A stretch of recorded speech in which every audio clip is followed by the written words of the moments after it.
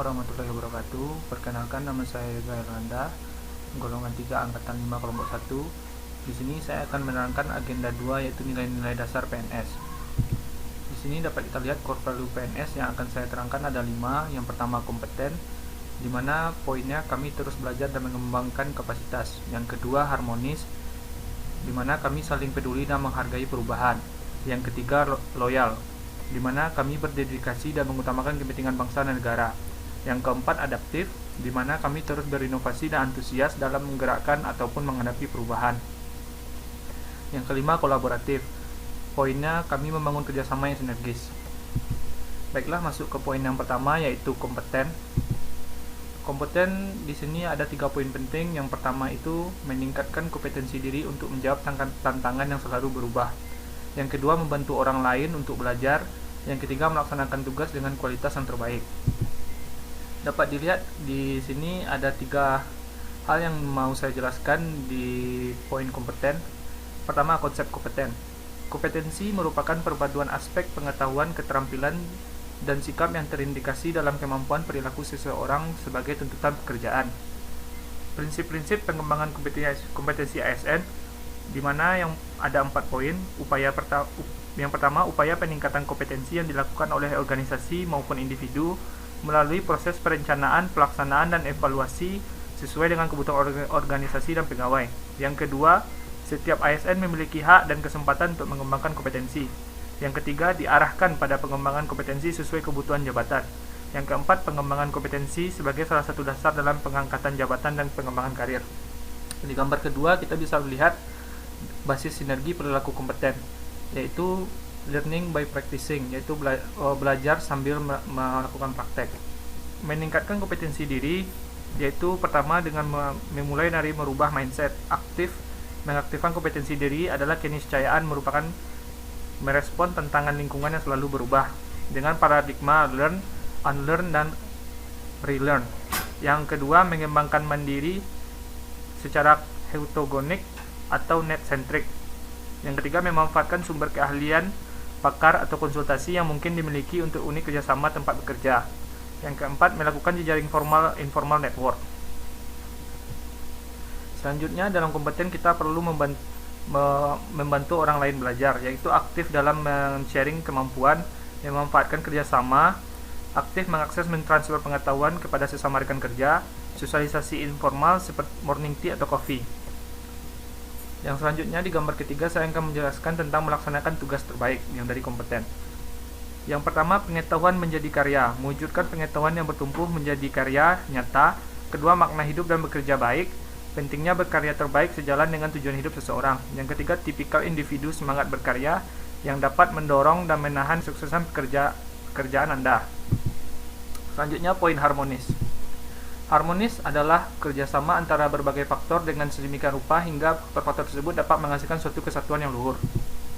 Poin yang penting dari harmonis, yang pertama menghargai setiap orang apapun latar belakangnya, suka menolong orang lain, yang ketiga membangun lingkungan kerja yang kondusif. Dasar-dasar nilai etika ASN. Yang pertama, etika itu merupakan apa itu yang baik dan apa itu yang buruk. Kode etiknya adalah aturan yang mengatur tingkah laku dalam suatu kelompok khusus. Sudut pandangnya hanya ditujukan pada prinsip-prinsip dalam bentuk ketentuan yang tertulis. Penegakan etika ASN. Penegakan etika ASN yang terpenting yaitu melayani dengan sikap hormat, sopan, dan tanpa tekanan. Menjaga agar tidak terjadi konflik dalam melaksanakan tugasnya. Itu yang paling terpenting dalam harmonis. Yang ketiga, gambar etika ASN sebagai individu dalam organisasi dan masyarakat. Yang pertama yang paling penting adalah perubahan mindset. Yang pertama, berubah dari penguasa menjadi pelayan. Yang kedua, merubah wewenang menjadi peranan. Yang ketiga, menyadari bahwa jabatan publik adalah amanah. Sikap perilaku ini bisa ditunjukkan dengan toleransi, empati, keterbukaan terhadap perbedaan. Posisi PNS sebagai aparatur sipil negara harus bersifat adil dan netral. PNS juga bisa mengayomi kelompok-kelompok minoritas dan juga bisa memiliki sikap toleransi tak atas perbedaan, menjadi figur dan teladan di dalam masyarakat, melaksanakan tugas dan kewajibannya yang memiliki suka menolong baik kepada pengguna layanan dan juga membantu kolega PNS lainnya.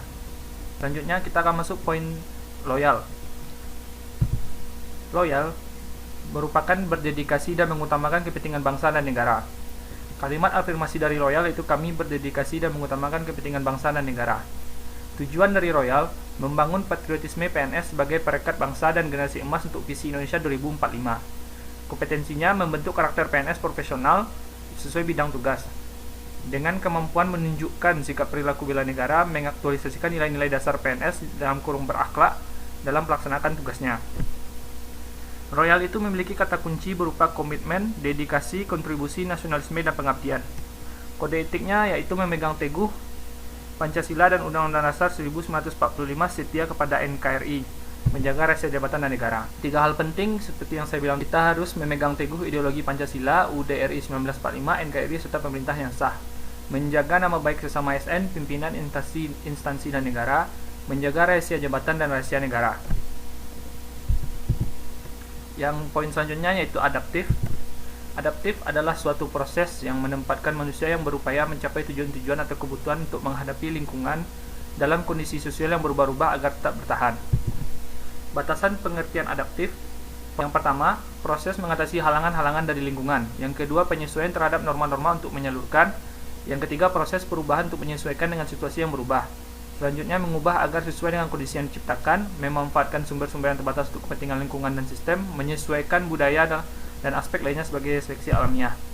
Adaptif memiliki 3 poin penting. Yang pertama, cepat menyesuaikan diri terhadap perubahan, terus berinovasi mengembangkan kreativitas, dan yang selanjutnya bertindak proaktif. Adaptif sebagai nilai dasar dan budaya ASN. Pegawai harus terus mengasah pengetahuannya hingga ke tahap mahir.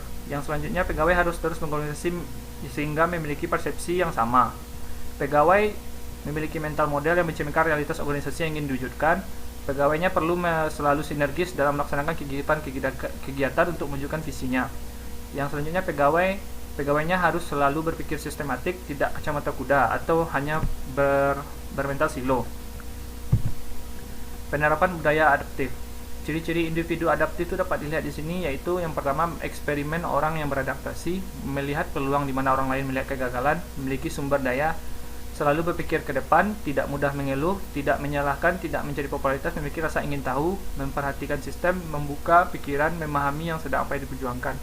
Penerapannya dapat dilihat di gambar ini, seperti ada 5 poin yang bisa dijelaskan. Yang pertama, mendorong jiwa kewirausahaan terkait dengan kinerja instansi dan seterusnya.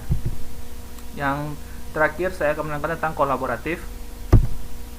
Kolaboratif mempunyai makna menurut Dear and Sight tahun 1998 yang mengungkapkan bahwa kolaborasi itu adalah value generate from alliance between two or more firms aiming to become more competitive by developing shared routine.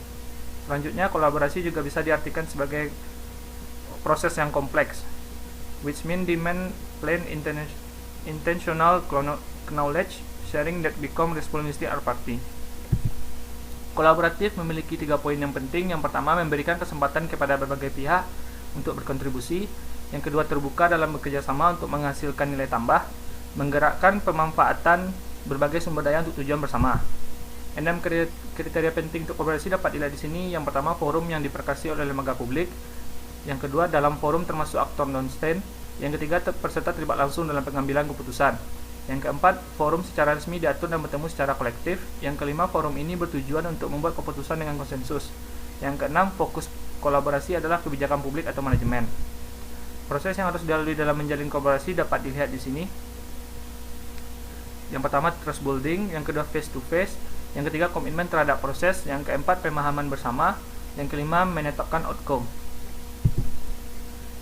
Wall of Government, yaitu konkretisasi kolaborasi pemerintah. WOG adalah sebuah pendekatan penyelenggaraan pemerintah yang menyatukan upaya-upaya kolaboratif pemerintahan dari keseluruhan sektor ruang lingkup koordinasi yang luas guna menciptakan tujuan bersama dalam bidang pembangunan kebijakan. WOG juga dikenal sebagai pendekatan interagensi, yaitu pendekatan yang melibatkan sejumlah kelembagaan terkait dengan urusan yang relevan. Keuntungan dan manfaat WOG dapat dilihat di sini. Keuntungannya outcome fokus, berfokus pada hasil.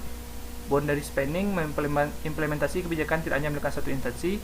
Enabling, WOG sebuah pemerintah lebih maju menangani tantangan kebijakan yang kompleks. Yang keempat, strengthening prevention, WOG mendorong pencegahan terhadap masalah yang mungkin berkembang lebih jauh.